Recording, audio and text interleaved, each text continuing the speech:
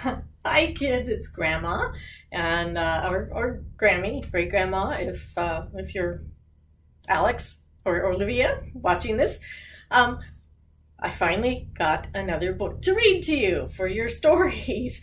And so we're gonna have to do this in pieces again, so the movie's not too long. But okay, this book is called Zen Shorts, and it's by John J. Muth. I don't know who that is. But anyway, this is a cute little book. And so it's about a panda bear. Do any of you have little stuffed pandas? Or you see the pandas in the zoo? See the little panda bear? Okay. So we're going to read this. And I'll try to show you the pictures as we go along. All right, here we go. And we're just going to jump right in. It says, "Michael, there's a bear outside," said Carl. "A what?" said Michael. See, so Carl is trying to get his brother's attention. "There's a bear outside." "A bear!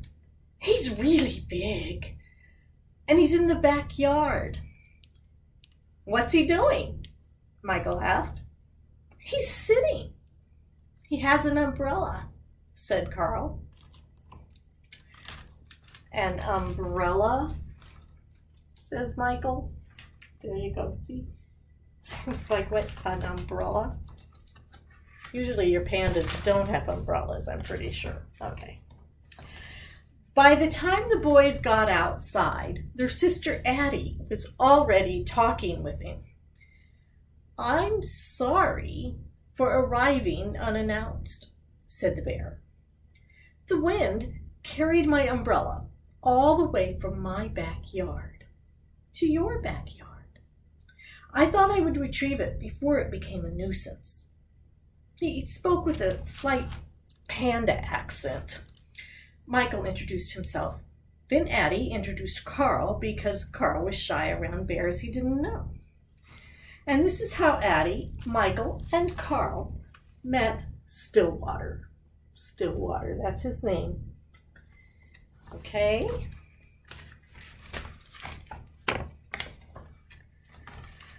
The next day, Addie went to have tea with Stillwater.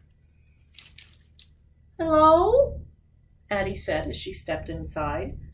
Come in, a faraway voice called. Then she heard the voice say, "Oh, yes, come out."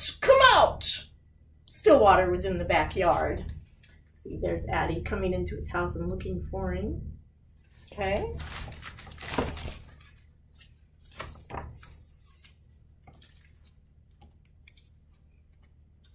He was in a tent. "This is a birthday present from my Uncle Rye," Stillwater said. "He always gives presents on his birthday to celebrate the day he was born. I like it so much that I'm not staying in my house right now." Stillwater invited Addie to sit with him. See? "You brought me some cake," said Stillwater. "That was very nice of you." "Is it your birthday?" he asked. "No," said Addie. "It's not mine either," said Stillwater. "But let me give you a gift for my uncle's birthday. I will tell you a story." Uncle Rye and the Moon. That's the name of the story he told Addie. "My Uncle Rye lived alone in a small house up in the hills. He didn't own many things. He lived a simple life. One evening, he discovered he had a visitor. A robber had broken into the house and was rummaging through my uncle's few belongings. The robber didn't notice Uncle Rye, and when my uncle said, "Hello," the robber was so startled he almost fell down. My uncle smiled at the robber and shook his hand. "Welcome, welcome. How nice of you to visit." The robber opened his mouth to speak, but he couldn't think of anything to say. Because Rye never lets anyone leave empty-handed, he looked around the tiny hut for a gift for the robber, but there was nothing to give. The robber began to back toward the door. He wanted to leave. At last, Uncle Ry knew what to do. He took off his only robe, which was old and tattered. "Here," he said, "please take this." See? There you go. It's a raccoon thief. And he's going to give him his robe. I'll have to turn the page. That takes a minute. All right. The robber thought my uncle was crazy. He took the robe, dashed out the door, and escaped into the night. My uncle sat and looked at the moon, its silvery light spilling over the mountains, making all things quietly beautiful. "Poor man," lamented my uncle. "All I had to give him was my tattered robe. If only I could have given him this wonderful moon."